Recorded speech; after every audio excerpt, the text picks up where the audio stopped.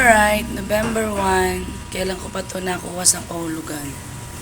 Ngayon lang binuksan, November 1. Break and down ng 7.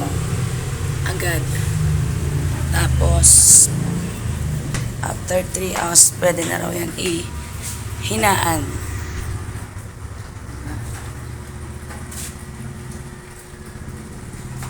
Yes, aray ko, pahinga muna. Pagod ako. Pagod dyan. Para malagyan natin ang laman yan. Parang kailan ko pa ito kinuha. Ngayon ko lang ito na break yun. Sabi pag binuksan daw gawin ng 7. Volume ng 7 parang sakyan din. Break in yun.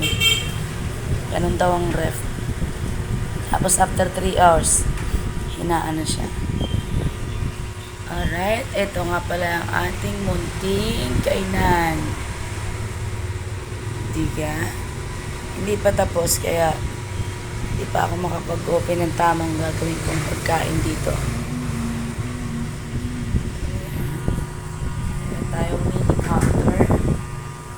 Diba? Ayun. Ayun, pasok ng ating kwarto. Meron see-through. At ito ang alaga. Lagi nakaganar lang.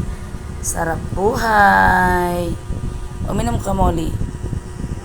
Diba? Kulang pa tayo ng lamesa pag sakali magbukas tayo talaga. Dahil pag ang kinakain pa nga lang nila yung barbecue, wala.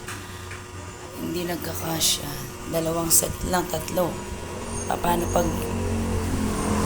medyo okay? Diba? Kailangan magdagdag ng lamesa. Magpapagawa tayo sa ating body. Yun, hintayin natin ito na after 3 hours. Kung okay yung lamig niya.